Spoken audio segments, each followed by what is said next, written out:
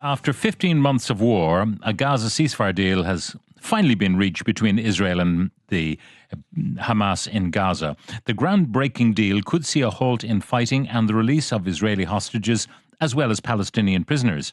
However, as you've been hearing, Israeli Prime Minister Benjamin Netanyahu has this morning accused Hamas of backing out of parts of the agreement, claiming they're trying to blackmail Israel for last-minute concessions. But meanwhile, a senior Hamas official has appeared to push back on those claims. Issat el-Reshik said Hamas is committed to the ceasefire deal as announced by mediators in Qatar last night.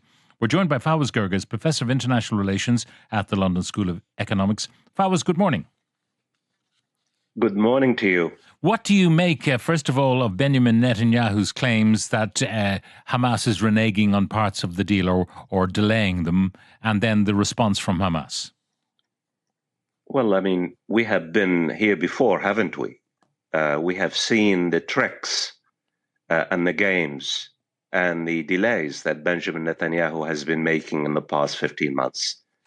But I think, fortunately for the Palestinians and the Israeli hostages, I think Benjamin Netanyahu does not really have a wiggle room now.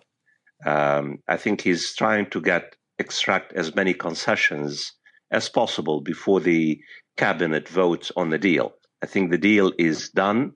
Hamas has made it very clear that it abides by every single clause of the deal. The Americans, Trump and Biden, have made it very clear that the deal has been reached. The international community expects the deal to be reached, even though, as we talk, you and I, Israel has been bombing Gaza in the past 24 hours after the announcement by President Biden and the incoming President Trump that the deal has been reached. Now, we know that Netanyahu does not want to deal. The consequences for him politically, in terms of the makeup of his own cabinet, the prospect of an election, the prospect of a trial on corruption charges, he would prefer the war to go on. What left him with no choice but to go down this road? Well, I think if you ask me what was the most decisive factor in the breakthrough, I think it was the Trump factor. Trump has made it very clear he wants a ceasefire before his inauguration on Monday, next Monday, the 20th of January. And Benjamin Netanyahu realizes that basically Trump is not Biden. I mean, we know, the world knows, even Biden knows that Benjamin Netanyahu outsmarted Biden, outmaneuvered Biden, and basically, took everything from Biden and continued the war. So what Benjamin Netanyahu is doing now is gifting Donald Trump a ceasefire in order to really extract more concessions from Trump in the next few weeks and next few months, in particular in terms of expansion of Israeli settlements in the occupied West Bank and East Jerusalem. But look, Pat, I hope I am wrong. What we have witnessed is a temporary ceasefire. This is not a comprehensive end to Israel's war in Gaza. Israeli troops will continue to have a major presence in Gaza. Israel has established a buffer zone in Gaza.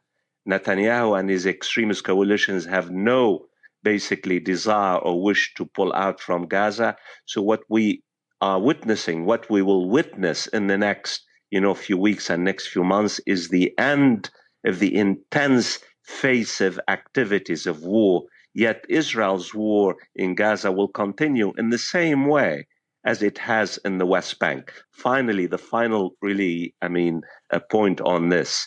What Israel really wants is a free hand in Gaza in the same way that it has a free hand in the West Bank and other places as well. The detail of the deal suggests that in the second stage of the three-stage deal, Hamas will release all remaining living captives, and there will be the complete, and this is what the deal says, complete withdrawal of Israeli forces from Gaza. Well, that's what the deal says. I mean, here is a question to you and to your listeners. Hamas from the beginning made it very clear They were willing to sign one deal without the three phases. Release all the Israeli hostages for a comprehensive end of the ceasefire. Netanyahu basically was decisively said no. He wants three phases. Yesterday, one of the top articles in the Haaretz newspaper made it very clear that the reason why Biden wanted three phases, because he really does not really want an end to the war. The war in Gaza, Pat, is not going to end. What's going to end is the intense phase of hostilities. But look, let's celebrate this moment. It's a moment of hope. 2 million Palestinians have been displaced multiple times. Tens of thousands of Palestinians have been killed, more than 100,000 injured. Gaza is no more. No hospitals, no medical facilities, no schools. The cultural heritage of Gaza has been destroyed. It will take decades to rebuild Gaza. And also importantly, I think this would mean the end of the agony of almost 100 Israeli hostages and the pain and the suffering of their families in the past 15 months. The calculation was done on television last night when I was watching all of this unfold. 10% of the population of Gaza has been killed. The equivalent death rate, if you were to apply it to the United States, would be 30 million. And that puts it in a context. I mean, it is really beyond. I mean, we keep saying there are no words to describe Israel's savagery in Gaza. I mean, the question for you, I mean, not only according to the World Bank, the United Nations, it will take decades. I mean, you're talking about 40, 50 years to rebuild what Israel has destroyed, even if the funds are there and if there is the will. The question for you is the following. What has Israel basically achieved in the war? Just a couple of days ago, Pat, the American Secretary of State, Antony Blinken, in a speech in Washington, I am now in Washington, D.C., he made it very clear that Hamas is still standing. Hamas has as many fighters as it had on the 7th of October. Hamas is down. Hamas is weakened, but Hamas continues to resist, and Hamas will be in Gaza during the day, the morning after, and in the days after. So the question is, of course, Israel has, basically structurally weakened Hamas. But the reality is Israel's war basically really targeted mainly civilians, children and women. Half of them basically are the casualties. And we don't really know the extent of casualties. People say 45,000. Medical scientists say the numbers probably are 200 and 300,000 Palestinians who have been killed in the past 15 months.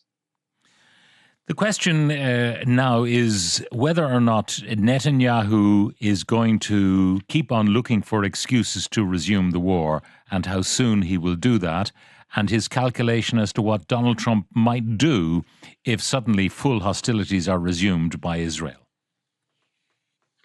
No, I mean, my reading, and I could be wrong, Pat, is that this ceasefire is real. This is it. The next 40 days, both sides will do their best to abide by its clauses.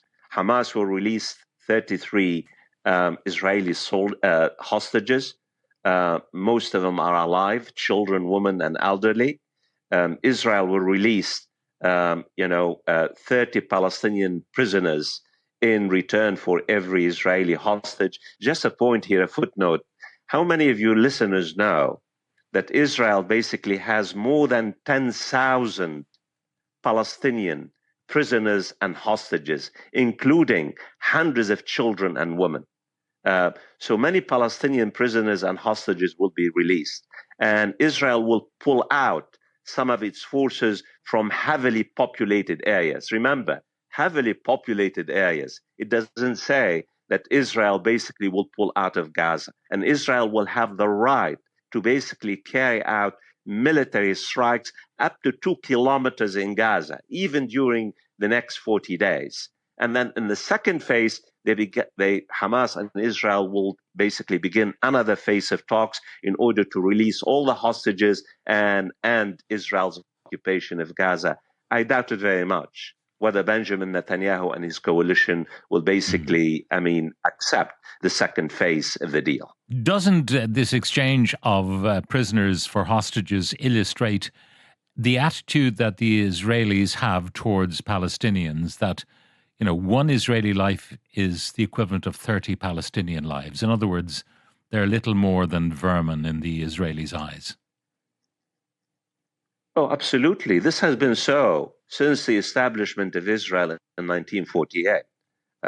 Not only in terms of one Israeli life for many Palestinian lives. Every time an Israeli citizen is killed, Israel's strategy is to really punish and kill dozens of Palestinians. In fact, according to the New York Times newspaper estimation, they did basically calculation for during this particular war, the 15 months. Israel now basically changed the rules of its engagement. That is, for every Hamas militant or fighter, whatever, Israel now strategy basically accepts collateral damage. That's the killing of 20 or 30 Palestinians. Imagine. This has, and it tells you about the dehumanization of the Palestinians. This is really traditional colonialism. You're talking about classical colonialism where the native population, the colonized population, have really no rights, have no dignity, has no, the sanctity of life does not really matter for an occupying power like the Israeli military occupation. Now, when this announcement was made, and we saw images of the people protesting for the release of hostages in Tel Aviv, and it was muted enough. And then you went to Khan Yunis, where the Gazan people were celebrating. They were euphoric that the ceasefire had been announced. And there was talk during the press conference in Qatar about, the goodwill that might cease hostilities. But according to the Hamas-run agencies in Gaza, since the announcement of the ceasefire, 73 people are reported killed in Israeli airstrikes. They say that 73 killed, including 20 children and 25 women, and more than 230 wounded. So it doesn't demonstrate any token of goodwill on the part of the Israelis that a meaningful deal has been reached. Well, are you surprised? Are your listeners surprised? Even in the case after the ceasefire was signed in Lebanon, Israel continued to bomb Lebanon. Israel continues to violate the ceasefire in Lebanon. More than 600 violations of the ceasefire in Lebanon by Israel. And the French and the Americans are supposedly in charge of trying to really do oversight over Israel. This is Israel's strategy. The reality is, because Israel can get away with it. They can do anything they want, because the Americans and mainly the British and the Germans and the French to a lesser extent basically will allow Israel to do whatever it wants. There is the idea of international law, the idea of international humanity, the idea of, we're talking about really the law of the jungle. But look, I want to come to really the bottom line here. And this is really was very much implied in your question. I think for the families of Israeli hostages, it's a great moment of relief. For the Palestinians who have been killed and slaughtered and hammered and beyond any kind of imagination, it's more than a relief. It's an end of a hellish nightmare. So at least the Palestinians will have 40 days to receive humanitarian aid. Look at the whole idea, how obscene it is, that Israel, as a result of the ceasefire, will allow 600 trucks of aid to enter Gaza as a result of the ceasefire. So what does it tell you, Pat? It tells you that Israel basically used aid, humanitarian aid, used food and starvation as a strategy of its war. Because why would otherwise Israel allow more trucks, hundreds of trucks to enter Gaza, and why Israel did not really allow more humanitarian basic aid to enter Gaza? We're talking really about war crimes. We're talking about crimes against humanity. These are not my words. These are the words of a human rights organization, Human Rights Watch, and United Nations, basically humanitarian aid, and the accusation that Israel has committed war crimes and. Okay, we appear to have lost Fawaz. Some of the comments coming in. This is typical Netanyahu play. Every time a ceasefire deal is on the table and apparently agreed, Netanyahu finds a lie to get out of the deal and carry on with the genocide. Until the mediators come out and accuse Hamas of putting up new concession roadblocks, I will not believe the occupiers. Dale says there'll never be peace while the occupation continues. It comes down to that simple fact. And Sean in Westport says, has Joe Biden jumped the gun with the announcement? Has his ego scuppered the deal? It's obvious the deal was not yet complete.